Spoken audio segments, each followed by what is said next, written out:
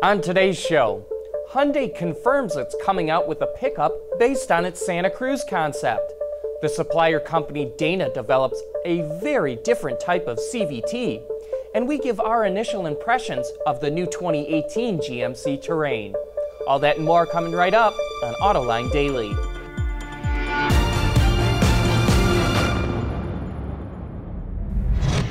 This is Autoline Daily, the show for enthusiasts of the automotive industry. When we reported July sales numbers, we noted that Hyundai had the biggest drop of any automaker, but now it has a turnaround plan. Reuters reports that Hyundai's top management has given the green light to an all-new pickup truck similar to the Santa Cruz concept it showed in 2015.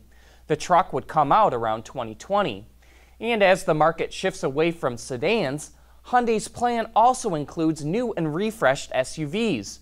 A new version of the Santa Fe is expected to come out next year. An all-new 7-passenger crossover will replace the 3-row Santa Fe in 2019, and a redesigned Tucson should come out around 2020.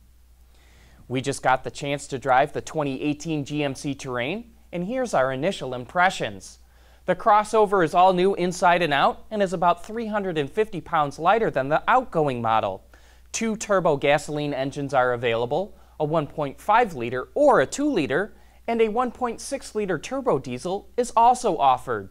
The gas engines are mated to a 9-speed automatic transmission, while the diesel is matched to a 6-speed auto, and all are equipped with start-stop.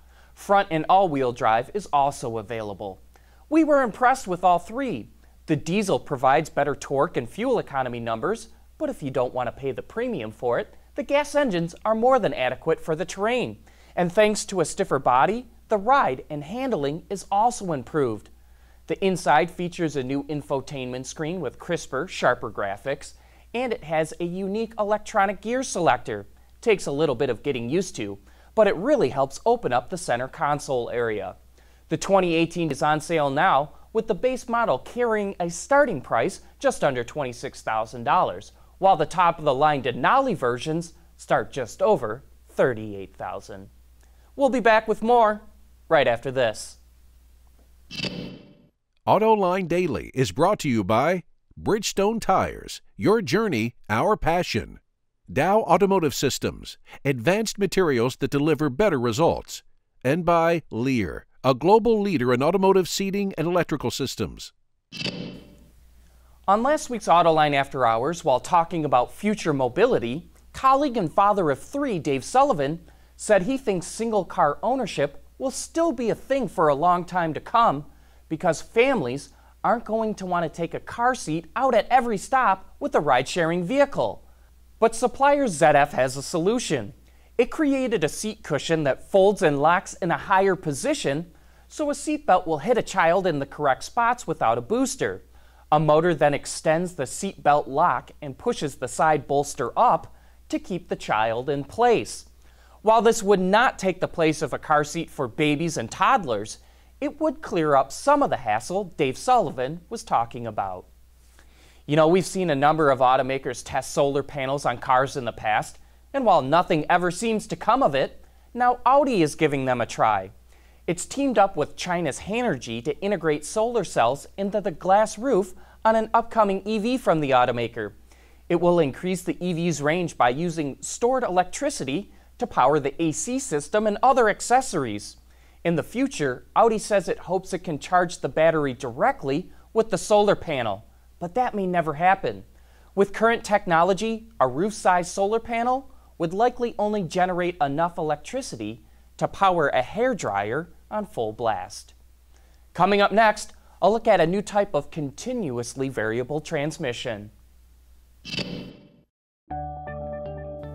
Lear Connexus is the new application suite in vehicle connectivity designed to deliver over-the-air software updates and more from Lear Corporation's E-Systems, leaders in power and data management. The supplier company Dana is working on a very different type of continuously variable transmission. It does not use belts or pulleys.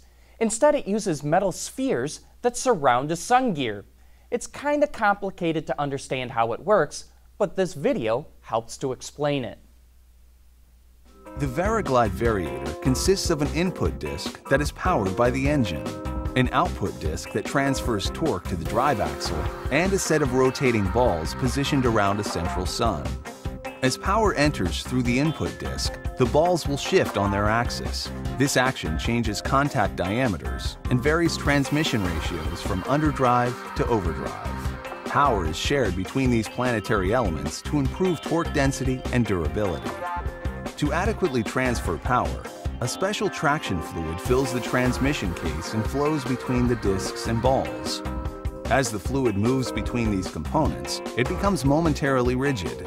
This allows torque to transfer from the balls to the disc without slipping by eliminating metal-to-metal contact.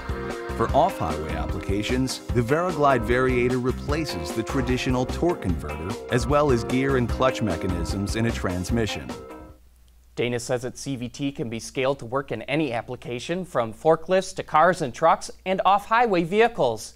It can be used in front-wheel drive or rear-drive applications and is said to be up to 10% more efficient than conventional CVTs. It expects to be in production in 2020.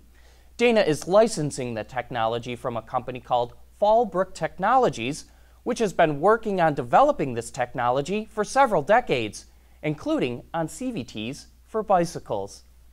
And hey, don't forget to join us for Autoline After Hours tomorrow, when we're going to be talking about HCCI engines.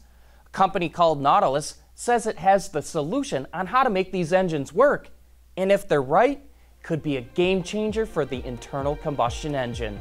So join John and Gary for some of the best insights as to what's going on in the automotive industry. And with that, we wrap up today's show. Thanks for watching. We'll see you right here again tomorrow.